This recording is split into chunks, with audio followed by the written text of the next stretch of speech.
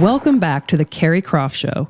In this episode, I sit down with Sheila Smith, Senior Vice President and Athletic Director for the Ohio State University. This man really needs no introduction. You can just hit your Google machine and see that everything he's touched has basically turned to gold his entire career. And it doesn't take a rocket scientist to understand why Sheila Smith has realized so much success in his life. His overarching energy is humility and kindness, and you'd better believe he understands the power of strong relationships and paying attention to the details. It was such a highlight for me to hold space and facilitate Jean's trip down memory lane. And my hope is that you learned something that you didn't already know about this incredible man. Jean, thank you again for your time. And thank you so much to everyone out there who continues to support my little podcast. It really means a lot. Now sit back, relax, enjoy the Keri Croft Show, and go Bucks, baby. Sheila Smith, welcome to the Keri Croft Show. I'm so excited. This is going to be a good one. Now, I'm excited to have you, big time. Thank you. Thank you. I'm excited to be here. I actually can't believe you said yes. Why? Let's be honest. I don't know, because I've got like 10 subscribers. No, I'm sure you got more than that. I have more than that. But I was just like, let me just ask Jean and see, because I know you're a busy guy. You've got a lot going on. You're a friend. Well, thank you. That's why. That means a lot to me. Thank you. That's true. So let's talk about how we met. Yes. Because it probably, I don't even know if you remember this, but it made a big impression on me. We were at Hyde Park. Yep. And full transparency, so we know each other through my dad. He's affiliated with Ohio State. And we're at this fancy Hyde Park dinner, private room. Love that place. And I'm like, yeah. But see, I don't love like the big fancy meals, right? So I go for, and you and I happen to sit next to each other. We'd never met. Right. And I go for the burger and fries. Okay. Killing me. So we're sitting there. Everybody's kind of getting to know each other. And I look to my left, and there's a big hand in my plate. And I was like, you had your hand in my fries. Yeah. And I was like, I immediately was like, I love this guy. Because that was just, it just was, it sounds simple, but it's like you're at this fancy thing and it's this big, whatever. And you're like, no, we're just two people sitting next to each other sharing fries. That's right. And I shared my ketchup with you. Yeah, that's it. That's it. That's exact. Be authentic. That's right. Be who you are. Yeah. So immediately I was like, you know what? This guy, he's got something, right? Well, thank you. So anybody out there listening, if I'm ever sitting next to you and you order fries, you know what's coming. Yeah. But it said, so your EQ has to be through the roof. It is. And you've had it tested probably. Whatever the score, I know that it's got to be up there, because that's not my only experience with you that I've seen you operate. But that was like the initial thing. It's there. That's my asset. I'll never have the highest IQ in the room, but I'll go to war with my EQ. But I think that's probably going to get you farther a lot of times than straight IQ, because a lot of people with a high IQ can't even find their way out of a paper bag. Unbelievable. Unbelievable. So let's go back to when you were little. I'm very enamored with people, the way they grew up. Mm-hmm.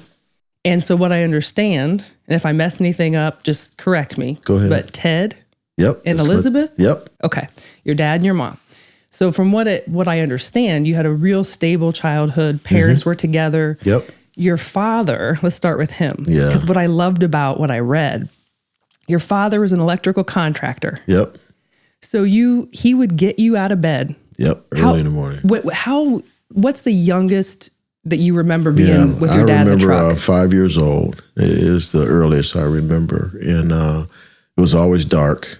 And at that point in time in my life, I didn't have any clue what time it was. It was just dark. And I had time to get a little something to eat. Back in the day, it was milk and cereal with some sugar on it. And then I go get in this truck and we go to a site. Were you mad at the time? Like, damn, I wish I could sleep. No, I didn't know any better. It's like, fish don't know they're wet. So, I thought this was the natural order of life. You know what? You're right. They don't know they're wet. So, I wouldn't think anything else except, this is the natural. And so I was so young, and actually, as I got older over time, there were moments where it's like, it was pissing me off, but I was so used to it. Yeah. So early on, you would see the electrician talk to the plumber, talk to the bricklayer. Yep. And while there weren't X's and O's in a film room, they were sure as shit a team. Oh, yeah, they're players. Those are my heroes. Right. Yeah, people ask me all the time, who do you look up to? Who's your heroes? And that's them. I learned so much from subcontractors. Yeah. You can, sitting with so early in my life, I just carry stuff around. Go get the 14-2 wire or bring these pipes or whatever it was. I carried stuff. I didn't know what to do with it.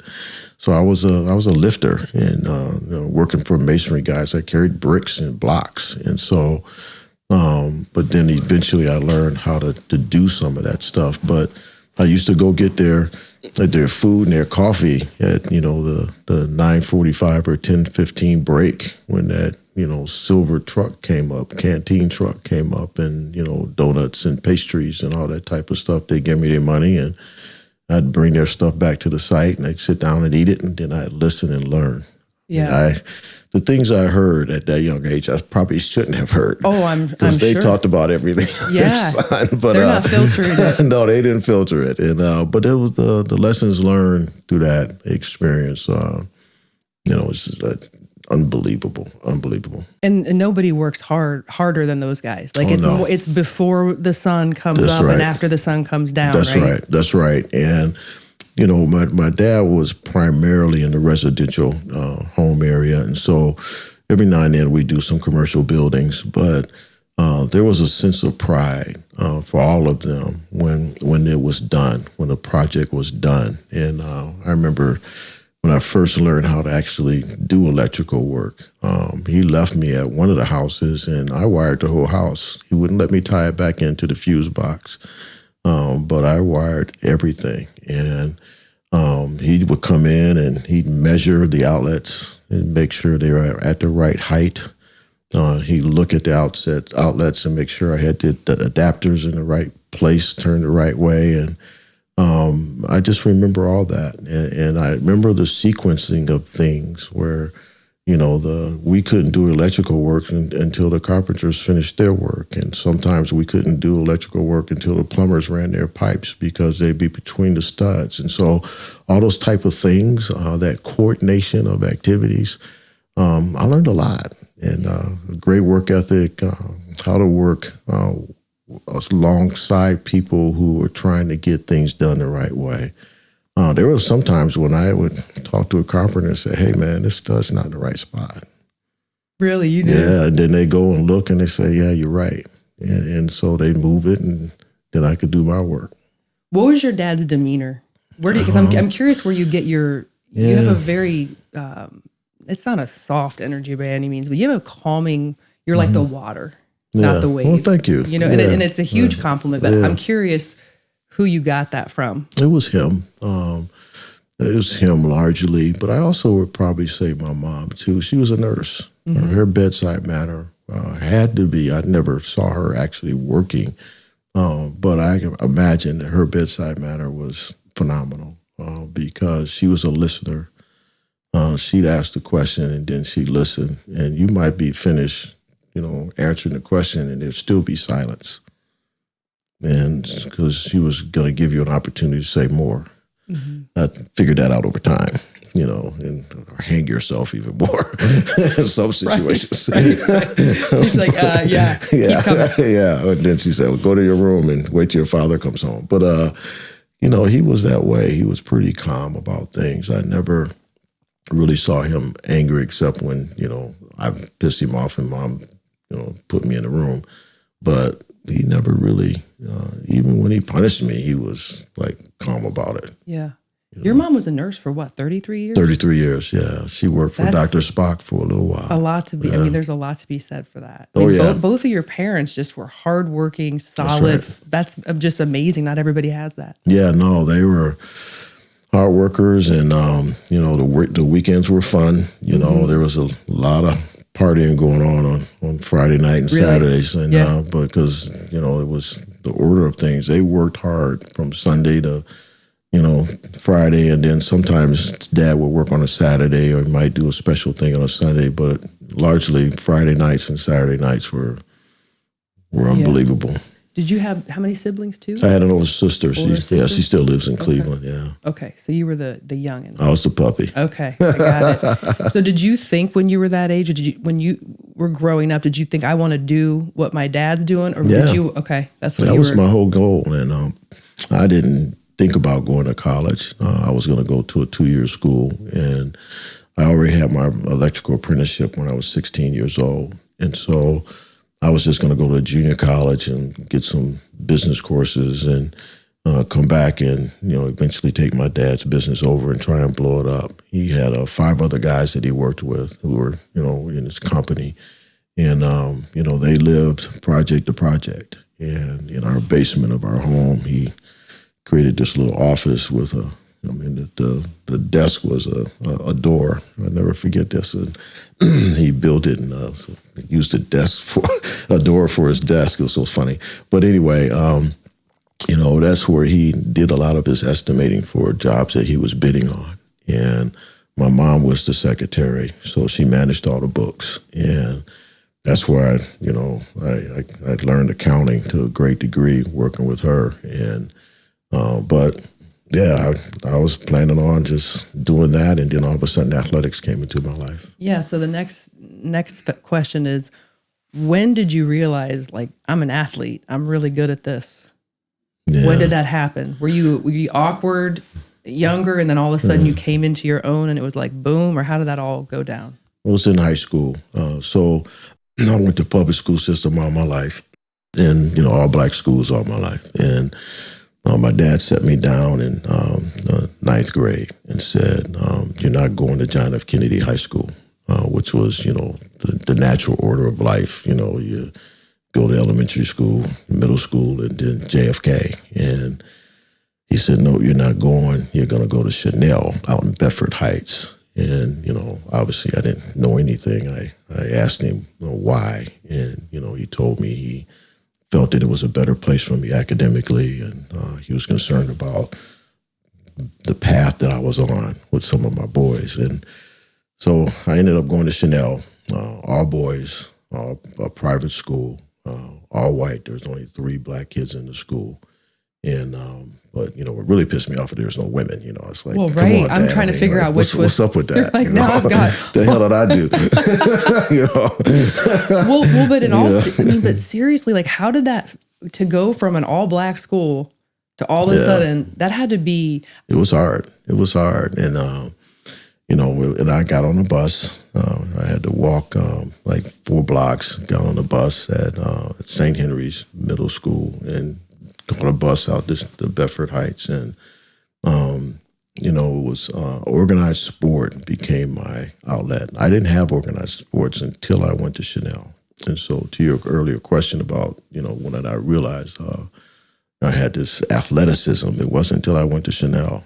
And it was there in that first year I played football, played basketball, ran track.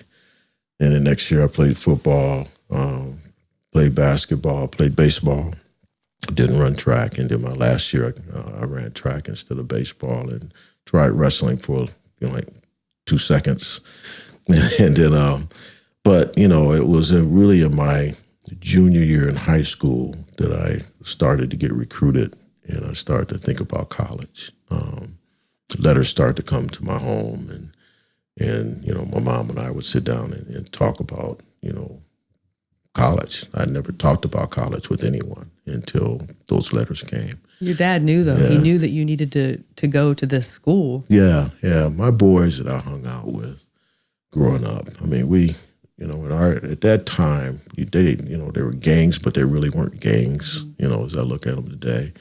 But it was 6 of us, and, we ran kind of wild. We did some things that, fortunately, Google wasn't around or cell phones weren't around, and my dad knew that, and their dads knew that, and so I think his idea was to extract me from that behavior as I look back on it now, and that influence of what I was dealing with, and put me in an environment where I wouldn't do those things, and I learned a lot. I mean, that first year at Chanel was painful.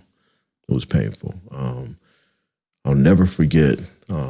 This was a time when the civil rights movement was just ending, and Chanel was a small private school, 500 boys. Across the street was Bedford Heights High School. It was the public school.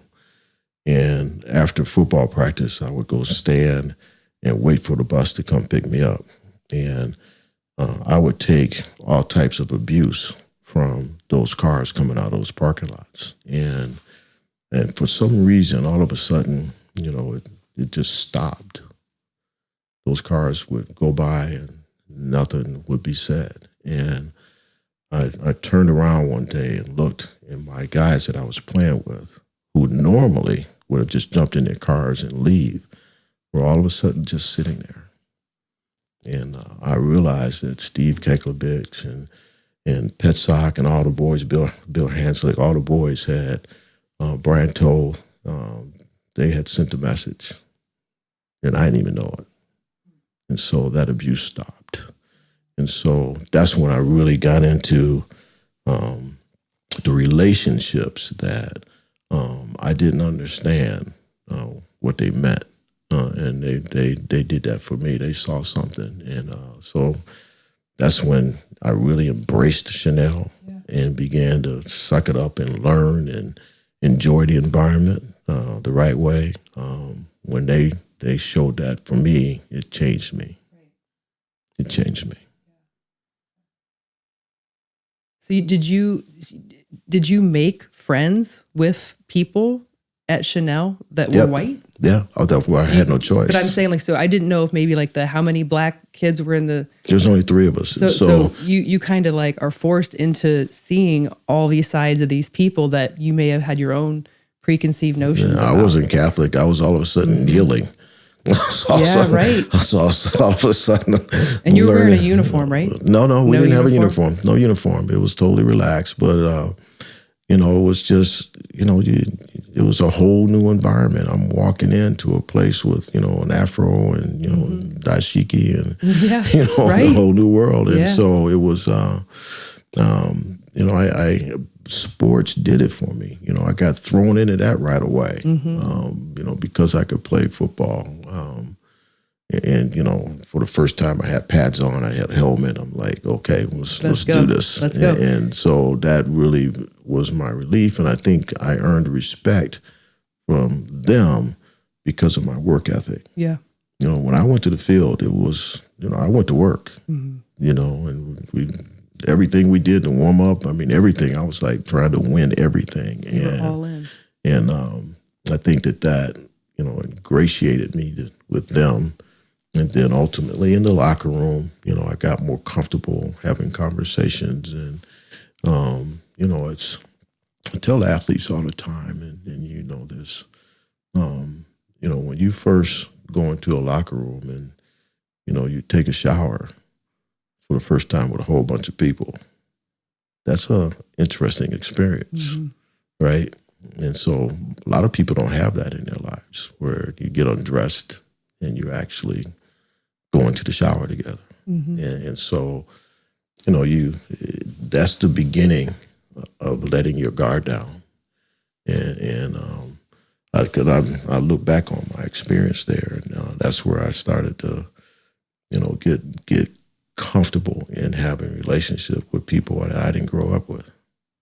Now, Ross Browner. My boy. Yeah, your boy. He's God, I miss him. Yeah, I actually realized he passed away. Was it last year? From complications of COVID. So when did you meet him? Where did he fit in? Yeah, my junior year in high school.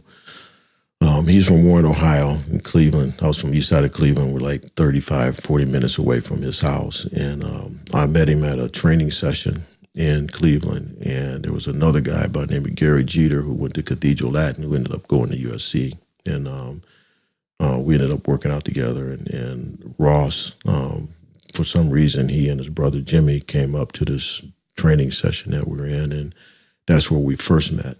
And then we got close, really, in my senior year when we started to go on recruiting trips. Back in the day, you can take as many recruiting trips as you wanted to. So I took a lot, and so did he. And so we were a lot of times on recruiting trips together. We were on the recruiting trip to Notre Dame together, which is why we went to Notre Dame and became roommates. But yeah, he became a good friend. So Era won you guys over, right? Yeah. My question about your recruiting experience, were you heavily recruited by Ohio State and Michigan? Yeah, it came down to Notre Dame, Ohio State, and Michigan. And so you had Woody Hayes? I had Woody Hayes, Bo, Schembechler, and Era. So that's a trifecta, right? It's unbelievable. I didn't know it at the time, but yeah, that was our world. So me doing this, some deep diving into Era, man, was he a well-respected guy. And I want to know from you, because I don't, Woody Hayes and Bo Schembechler, they've got their own amazing legacies. So for you to be choosing between those three men, that's incredible. It really was. Incredible. But what set him apart? Yeah, he was the coolest dude. But, I don't know. I sat in his office and we never talked football. Similarly with Woody and Bo, but it would seem more authentic with Era. And I just connected with him. And we had a great conversation about life. And I just walked out of that office feeling like, okay, this guy is pretty cool. And then, the campus was small. I embraced that smallness. And maybe the Chanel factor had a little bit for me as well. But Ross had the same feeling because he and I talked a lot on the old rotary dial phones. But, we both had the same feeling when we met with Era. It was just something special about that guy. Were you guys going together though? You're like, we're gonna, like, I'm not going to Ohio State and you're going to Michigan. I think that's why I was recruited by everybody, because they knew how close I was to Ross, because he was a real player. You're a package deal. Yeah, he was a real player. They said, we got to get Gene, that way we get Ross. Okay, so 1973, you guys win the national championship. That's pretty spectacular. It was unbelievable. Right? So you were on a big high. Won every game. I mean, it's unbelievable. And then your sophomore year, was it when you broke your arm? Yeah, sophomore year. But I read, now you can tell me if this is fake news, that you guys got into some trouble in the dorm too, in your sophomore year. Couple things happening. That was a hard year. That was another turning point in my life. So 6 of my friends got, including Ross, got expelled from school, and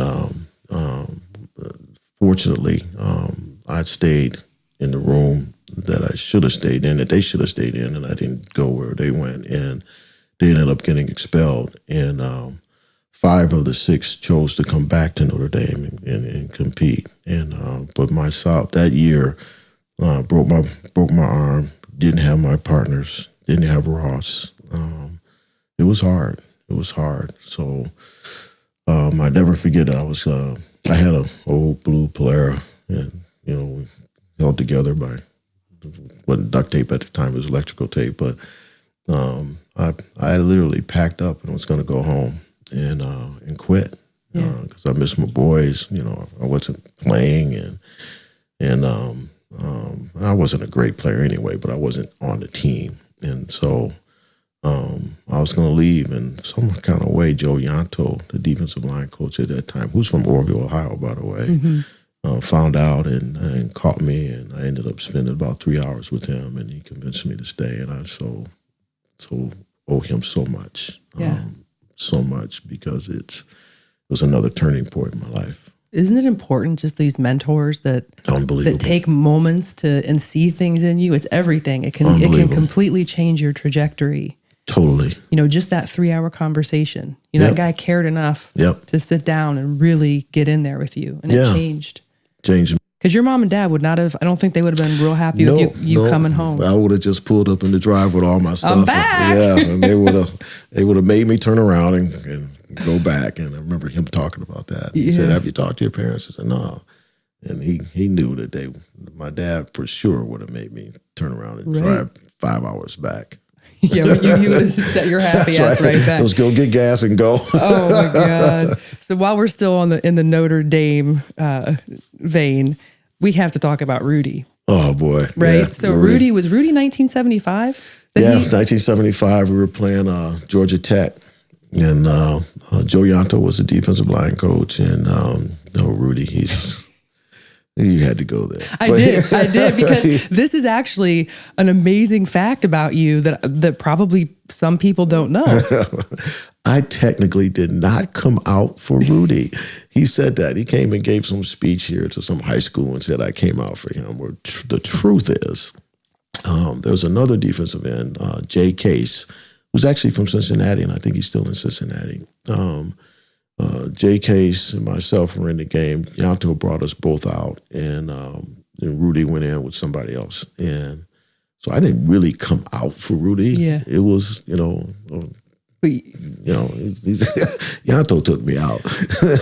But was Rudy kind of a pest? I mean, was he a distraction? Yeah, no, not really. He was a good guy. Yeah. I don't want to bust people's bubble about the movie, so I won't go too deep. But, he had his moments where he was a pest, like on Thursdays before a game, you tether down. You're only going like 50% speed, and Rudy be trying to go 100% speed, and he would piss people off, and so people took him for what he was. Yeah. And actually, the gentleman in the movie didn't truly depict Rudy well physically.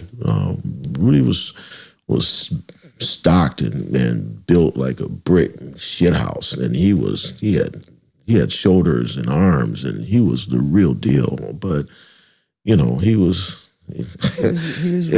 He was Rudy. Okay. And the movie largely is true. They had to embellish some things in order to to make it a good movie, but it's largely true. Okay. Moving right along, Gene. Yes. So you end up graduating, and then you took a position as assistant coach on the team. Mm-hmm. Okay. Mm-hmm. And did you love coaching? I feel like you were only doing that for a couple of years. Yeah, I didn't aspire to coach. Yeah. I was looking for jobs, and Dan Devine came in, and I was watching some film from the year before, and he asked me to be a graduate assistant, and so I first said, "What the hell is that?" And so became a graduate assistant. Then Francis Pay left and went to Cal Berkeley, and Devine promoted me to full-time coach. And so I have 12 credit hours towards my master's, but I didn't love it. Then they hired Jerry Faust, and Faust didn't hire me back. So I was going to go get my MBA, and met this gentleman by the name of Dave Brooks, who was the regional manager for IBM, and he convinced me that going to IBM training was the equivalent to getting your MBA. And so I went to work for IBM. And I worked for AT&T.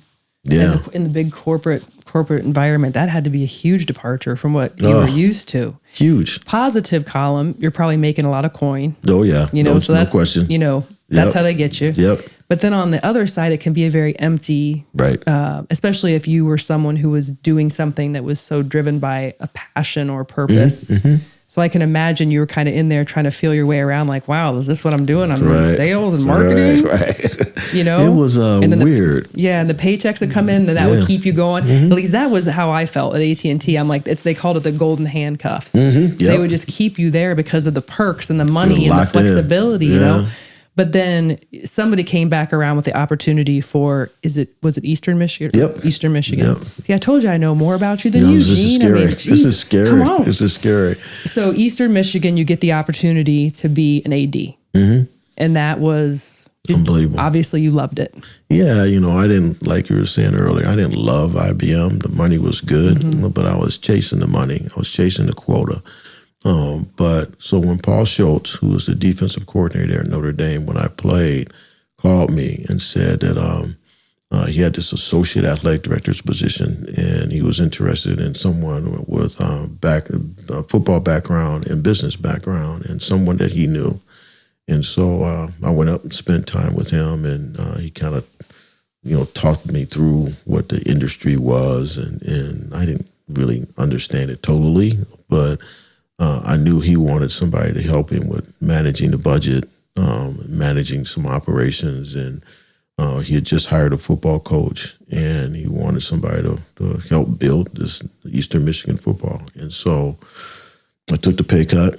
I was married at the time. I got married in college, and I was married at the time, so I moved my family up, and he taught me the business for 2 years. When I was associate AD, he retired. They made me interim for a while, and then they made me permanent. You have a 7-year stint there? Yeah, I had a 10-year stint there, 2 as associate AD, half a year as an interim, and then the rest is AD. Okay. And then we go to Iowa? Iowa State. Iowa State. Yeah. How was that? Just from the Oh boy. Wait, first of all, were you still married when you moved to Iowa State? No. Okay, so your marriage ended in that, and In then you Eastern moved Michigan. to Iowa State. How was just living in Iowa? Oh, I was a single black man that names Iowa. Enough said. Enough said. Get a map. And I was dating a girl from Vegas. Sheila. That's right. Oh my goodness, that's amazing. Take that, Dames, Iowa. Well, I know that the hard sell was to try to get her to move from that's Vegas. the greatest recruiting job in my history. I can only. She must love her some Jean. Oh, well, I know she does. I was fortunate. Oh my goodness. I went to work. So, how was the experience there as being the? Was it? I loved it. I loved every minute of it. The people were just genuinely kind people. Great work ethic. It's just the farmland. Yeah. And passionate. And so when we were able to accomplish some things, I mean, that passion ran deep. They showed up. They were strong. And regardless of the weather, they were there. And excuse me. So it was a blessing. I learned so much. I never drove a combine until I went there and drove combines. And I learned a lot about that environment and the quality of life. I turned down Arizona State twice. Did you? Because that was your next move. Mm-hmm. Mm-hmm. I turned it down twice because Sheila had a great job, first of all. And I didn't want to uproot her from the great job that she had. But at the same time, I just enjoyed the people. And that's important to me. Mm-hmm. That's a part of the quality of life is the people that you're around. And so it was hard to leave. That's how good it was. And we were on a trajectory. Dan McCartney is my football coach, and we were slowly turning things around. And basketball was doing well, but football was on the right path. Mm-hmm. And then you left. Yep. And then you went to Arizona State. Arizona State for 5. Good experience there. Yeah, I learned a lot about a whole lot of things. That was probably the toughest job I had. In the Valley, they have everything. The entertainment dollar is stretched. And so 75% of the people at that particular time were not from the Valley. So they didn't have an affinity to Arizona State University. And they were from Kansas, they were from New York, and they were just there. And so it had to be really creative marketing-wise. We had to be good, but we really had to be creative. Now, when you got the opportunity at Ohio State, was that like a holy shit moment for you? Like, I have arrived. This is Ohio State, the Ohio State University. Yeah, I turned it down twice. You did? Yeah. So I'll never forget this either. So, I just hadn't accomplished at Arizona State University what I'd set out to accomplish. And I had a great president. Michael Crow was outstanding. And and he was fun to be around. But, I'm on a golf course. I'm living on a golf course. I got a pool in the backyard, a jacuzzi. I mean, come on. You got Sheila. Yeah, I got Sheila. And she had a great job again. And so she was working directly for the president. And I'll never forget, it was Jewel Parker Rhodes and Sheila. We were having dinner and having wine. And, Jewel Parker Rhodes, kind of challenged me a little bit and said, you need to do what's right. Ohio State's never had a black athletic director. You have a social responsibility. And then Sheila was right there. And you need to at least go and listen. And I went to Dallas to interview. And I remember getting up on that Sunday and asking Sheila if I had to wear a tie. And she made me wear a tie. And it's the most comfortable, relaxed interview I ever had. But I met, the chair was Joe Aludo, who was, I just connected with him in so many different ways. I was the dean of the College of Business at that time, and there was, Brandon Mitchell was a student athlete on that committee, and there were others, and I just connected, and I was just so relaxed. I just told them everything I felt relative to their questions, and walked out of there and figured if I get it, I get it. If I don't, I don't. And that's an amazing attitude to have. Yeah, when you get to that point. I think it helps people if you get such a relaxing moment. I mean, all the other interviews I had, I was like, pins and needles and trying to cross every T and dot every I. And in that one, I really didn't care. And but once I was in that room, and to your point earlier, once I was in that room and was having a conversation, I was like, oh my God, this is Ohio State. This is what it means. And then when I was leaving, that's when I really wanted it. So I turned down the interview twice, not the job, but because they hadn't formally offered it to me. But I turned the interview down twice, and once I left that interview, I said, "Yeah, this is the real deal." And so then we started from there. You know what they call imposter syndrome these days? What's that? Have you? Okay, so all the young kids, if you go on the gram or TikTok or whatever, everybody's talking about imposter syndrome. Okay. So they put a name on this thing where everyone who's involved, like let's say you just got a job at Ohio State and you're like, holy shit, I'm the athletic director for Ohio State. But you're like, but I'm just Gene. I'm just that little boy in my dad's truck. What the hell? What if they see through me?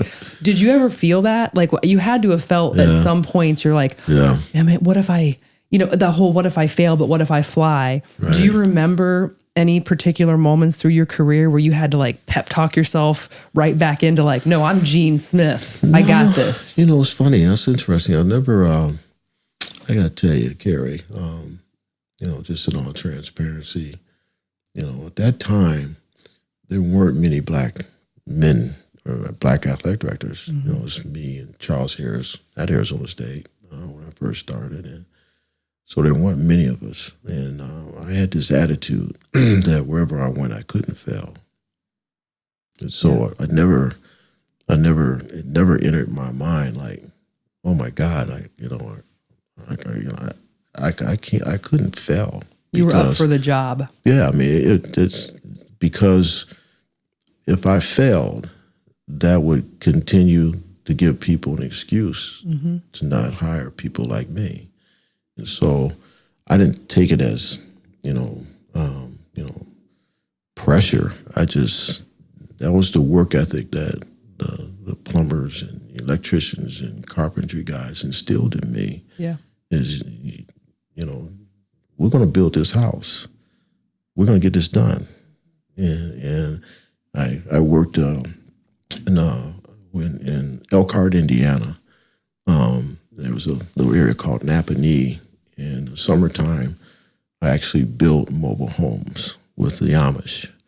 And I was an electrician, and they were building the mobile homes, or I was helping wire the homes, and they had quotas, and sometimes they would say, hey, look, it'd be Monday morning, say, hey, look, we got an X number of mobile homes we got to get built by the end of the weekend. We got to be done on 2 o'clock on Thursday because we got these other jobs we're going to do.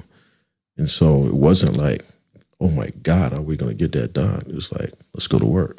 And so that's been my attitude, is let's just get it done. And so I never had one of those moments about failure. Well, you've certainly done a bang-up job, in my opinion. Well, thank you. You're welcome. Appreciate that. So I've got some questions from the community. Oh, great, great. I love it. And I told you I took all the NIL questions out. Oh, that's fine. You can ask about NIL. If we get time, there's so much more to unpack here. You can Google if you want to hear about the NIL, okay? I know, I get it, guys. Okay, so here's one that I find interesting. Okay, so the first Super Bowl with 2 black starting quarterbacks. Yes. Right? Was that, I mean, for me personally, I'm like, hell yes. Yes, right? meaningful. So were you just like, this is badass? Yeah, this is an amazing moment in history. Yeah, talk about like that a little finally. Bit. Yeah, it's like finally. And it was cool to watch, and not just for me, but for all the young kids out there who look like those quarterbacks who say, "Okay, I can do that." Yeah, and so. I was cool. I loved every minute of it, and actually watched it through that lens. No, those two have accomplished something that will live forever. Right, and I think just in the environment that we're in, with so many things happening in the world that aren't great, on so many levels, Yep, right? right. You have to look at that and you have to say, you know, we have made progress in some ways. No like question. that to me was really amazing. Yeah, it's amazing. And says something about those coaches, those organizations, and they're putting the keys to their Ferrari in the hands of a black man. Yes. And so you know, that was really, really cool to watch. Yeah. I have to give my brother Casey credit for that question. Casey, he gets credit. We got it done. Shout out to Casey. We got it done. He's like, you can't whiff on that. You've got to ask that. I'm like, okay, let me put that up on number one. Okay. Oh, that's awesome. So what'd you think about Rihanna's performance? That's my question. It was unbelievable. Mm-hmm. I mean, and actually someone told me, I didn't notice this at the time, but someone told me that the viewership for the halftime show was larger than the game itself. Of course it was. Because people just tuned in. But no, she's at the top of the pyramid. Oh, unbelievable. Pay me much. When she came out like that, just like staring and she's pregnant, I was like, this is... Well, see, at the time, I didn't know she was pregnant. No one did. That was her coming out party. I was still like, Sheila, what's up? That's what everybody... There's all this stuff on TikTok, you know, and they're like, me watching Rihanna, like nobody wanted to... Like, they felt like they were shaming her because they thought she had a postpartum body. That's right. When really the woman's like, what's up? I'm hanging from a ceiling and I'm also pregnant and bitch better have my money. Unbelievable. It was... Oh, and I love their outfits. I loved everything. Do you feel like Patrick Mahomes' wife and brother should be put in a padded room by themselves and stay out of everything so that, do you think that, or do you find them to be annoying?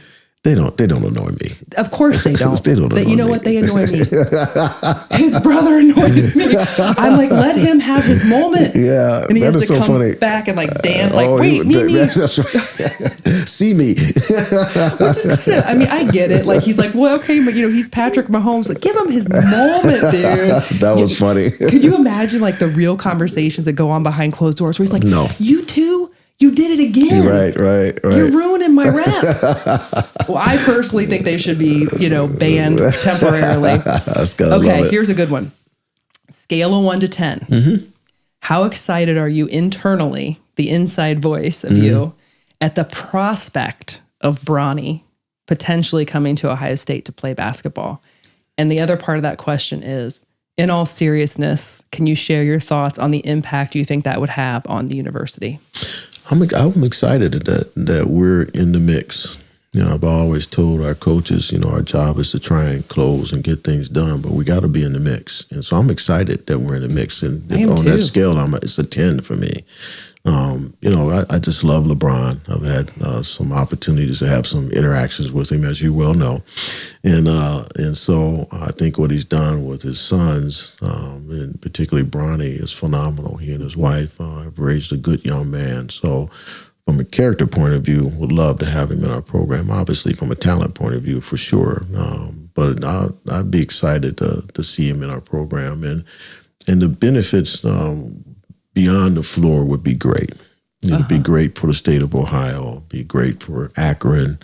I think it would really be good. Yeah. Now we have to talk about LeBron, the LeBron selfie really quick, because there's part of this that you don't know about that haunts me. What? So I thought I was helping. So just for the backdrop. So another thing that you did that just showed me how how cool you are, because you did not have to do this, any part of you.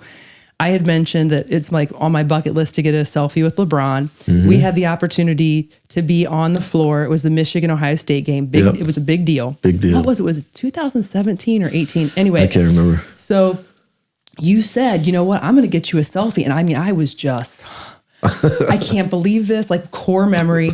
Well, then something happened in the beginning of the game that was not good. And I don't remember. Yeah, but Ohio State was messing up big time. And I was like, damn, I'm like, Gene's probably like, you know, he's got bigger fish to fry than me. Well, the next thing you know, after halftime, you looked at me and you like just like backdoored it, because I didn't want like my whole family getting in the selfie. I wanted a selfie with LeBron, and you helped me navigate that. So here's the thing. I've always had this vision. I think LeBron needs to know about system of strength. Oh. He's from Cleveland. Mm-hmm. Cleveland has been like, you have to bring system of strength to Cleveland, right? So in my mind, there's certain people that I feel like, okay, he resonates with this brand, right? He does. The treadmill and cycling workouts, they're fatiguing, they're saturated. Mm-hmm. System of strength it's it. Right. It's amazing. Yep. We have a very Nike vibe, unisex. We're all about the community, diversity, inclusion, trying to make everybody more of a badass. So I've had these conversations with LeBron millions of times in my head, in the shower, before I go to bed, whatever. So part of my excitement was like, what if I can talk to him for 5 minutes about SOS, right? Meantime, I have the hat on. Sheila actually ends up bringing me in. Mm-hmm. LeBron is here. Yep. I'm here. He looks at me and do you know what he says? What? I really like your logo. Really? I didn't know that. So I didn't tell you this part. So I got so frozen, and then Birdman was in there Birdman was throwing attitude, okay? Because Birdman didn't want us in there. Right. So I instead of being like, LeBron, this is my company. Right. I really feel like we should talk about this. And I'm a salesperson. I went totally limp. And then LeBron goes, here, my arms are longer than yours. And we did that selfie where I was like this. In my head, I'm like, you missed it, Keri. That's true, you missed it. I did miss it. And so now for the rest of my life, I look at that selfie and I'm like, Keri, LeBron, you had him in you had him in your throws, but maybe and he laid it out for you. Like, I love your logo. The universe did. There was like, Keri, he loves your logo. He loves your logo. And I'm like, oh, that's funny. Oh, well, whatever. You never know. You never do. Okay, here's another one. What was the hardest personal issue you dealt with as you were coming up in your career? And what do you remember the most about it? How did you navigate through it? Oh, wow. Personal. That's a hard one. I probably would say when I took the Iowa State job, I was leaving my children with my ex-wife, going from, the state of Michigan to Iowa, and knowing that I would have to come up with a travel strategy to have them involved and me be involved in their lives. And it wasn't the best. And so that was hard. It was hard. And I knew that I needed to stay on this career trajectory so I could do the things that I'm doing today for my children and my grandchildren. But that was really, really hard because I didn't see different things in their lives that I should have seen, and saw some games here and there, but not every day. Yeah, and it was unavoidable because you couldn't really stay because you had to go. You had to go forward. Yeah, and then taught them the same thing. That's why they're all over the country right now. And I'm sure at this point, as grown people, they get it. Yeah, they do now. They have children, and so, but it's from that point in time. That first year that in Iowa was, and I was alone. Mm-hmm. That was really, really, really, really hard. Yeah. So from a personal point of view, that's probably the hardest thing I've ever had to deal with in my career. That's a parallel with my dad. Yeah, because probably. My dad and mom got divorced, mm-hmm. and he was working his tail off in Lima, mm-hmm. and the worst thing that could have happened to my dad was to stay in Lima. Right. And he had his eye on the prize, and he was able to just have this stair-step trajectory, and I would never mm-hmm. have wanted him to not do that. Right. But when you're a kid and when you're a father who is not, you can't control the everyday. Right. That's a whole nother struggle that, that's a whole nother struggle. I don't think people give enough, right. bearing to, it's always, that's hard. Okay. So here's another one. Okay. What's the toughest issue you've handled at Ohio State to date? Like, which situation really got to you the most? Like, you take it home with you the most? These are the worst everywhere, but 2 weeks in, we lost a student athlete. Jessica Beck was on our synchronized swimming team. And so 2 weeks on the job. And I remember going to her apartment with her roommates at that time.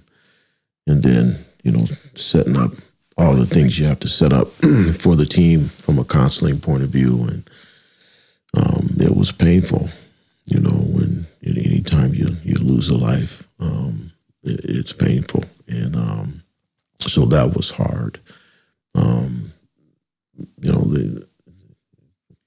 I've lost others, but that first one here was really one that I think about a lot every year. We have the Jessica Beck Invitational in synchronized swimming. I was actually there this year with her mom. Her mom sat next to me, and so that's just one that just it just lives with you. And there's been others, but that one was my first. And I've had other personnel management issues that really hard. The Jim Tressel was hard, so those the hardest ones are when you lose life. Okay, so let's get to Sheila real quick before we wrap up, because this woman is a dominating force. She's an absolute badass. And when I talked to her yesterday, I was just reminded again, like, man, she's what a badass. life force, right? And does she ever love you? Oh, and I love her. Now, you guys are a really great team. Yeah. And I think that she probably, she helps you with your schedule and kind of rounding off your edges and really. No, we're our team, and our partnership is strong, and that comes from our love. But because she was in athletics, has helped me. Because she was an associate athletic director at UNLV for a long time. She was in the business. She was an athlete herself. She loves going to sporting events. I can't imagine, having someone that couldn't go to, women's tennis, synchronized swimming, wrestling, all those type of sports. She wants to go to those, and she's excited about it. So, no, it's a great partnership. I just love it. Yeah. Okay, so just when everyone thought I was going to let this interview go without any discussion of NILs, we will have one conversation about this very quickly, because I understand. Yeah. I'm not trying to. I don't sit and go to Buck Nuts and Buck Scoop and all these fanatic things. At a high level, I'd heard you say in an interview that for the most part, the NIL is really helping these student athletes. Right. You used an example, I think it was a lacrosse player. And then another example is someone who's helping, like has a single mom at home and is helping fund. Those are really great stories. And then you have the other side of it with that's a nightmare. And you said, well, the media only talks about the plane that crashes. That's right. The media doesn't talk about all the hundreds of thousands of planes that are landing safely, right? So what is your, just in a nutshell, what is your perspective on NIL? Yeah, it's a great thing. It really is for our student athletes. And we do have a whole bunch of student athletes who are really taking advantage of it the right way. But yeah, the dark spot is the recruiting inducements and the tampering that's going on, and trying to mitigate that. And we've learned a lot over this last year. Actually, we're going to probably be announcing something in April, hopefully, around a new strategy that we're going to employ after everything that we've learned, and try and make sure we have something that lasts forever, not just some of these one-off Band-Aid type things, I call them. We got to have a program, and so hopefully we can get that done, and it'll help mitigate some of the issues. But it's largely working. It really is. The student athletes deserve that opportunity. They've always deserved that opportunity. We have over 400 student athletes who are involved. Interesting enough, majority of our women student athletes are the ones that truly are taking advantage of it, because many of them are on partial scholarships. And so this way they can mitigate the debt that they would normally leave with. So it's working well. But we still have to figure out this recruiting space. And I'm thankful for all the donors who stepped up and gave money to the old foundation, and Cohesion, and we need more people doing that. But at the end of the day, we need a longer-term solution, and so that's what we're working on now. Yeah. Last question for you. Do you still get goosies every time, like at a home game, you get goosebumps every time the marching band comes out, and every time, like Carmen, Ohio? My moment is the moment the flag is raised. Just watching ROTC, and every now and then I think that the one guy that has to bring the rope down and tie it up, I think he's going to hit the pole because he's flying so fast. But that moment in time where it's quiet, and you got this ceremony that we're all paying tribute to. It's really cool for me. But yeah, all the other stuff, the band coming out or the team coming out or the team doing their quick cows with the band and the students at the south end zone, all those moments are traditions that, will stay with you forever. Hang on Sloopy at the end of the third quarter. I mean, all those type of things are goosebumps type moments. I always tear up of Carmen, Ohio every time. Do you? Mm-hmm. Oh, it's awesome. I've got Carmen, Ohio on here to round out our interview. But before I do that, I do sincerely want to thank you. Oh, thank you. Appreciate it. You didn't have to come do this, and you did. Oh, yeah. And it was just, it was just so much fun for me. Yeah. And thank you. I just truly appreciate it. No, thank you. And for those of you out there who want to follow me on YouTube, Spotify, or Apple, I would absolutely love it. All right, Gene, let's do it. Let's do this. Every time. Oh yeah, this is beautiful. I can do it. Let's see if I can do it without tearing up. Without tearing up. I think about my dad. Oh sure. Because he will all just kind of sway back and forth. Yeah. And there's nothing he loves more than. Oh yeah. Well, so it's a moment. Every team, win or lose, does this at the end of their contest, and it is one of those moments where everybody just gets quiet and sings and. Yeah, it's a tearjerker for years will roll. You got a voice. Time and change will surely show a firm thy friendships, Ohio.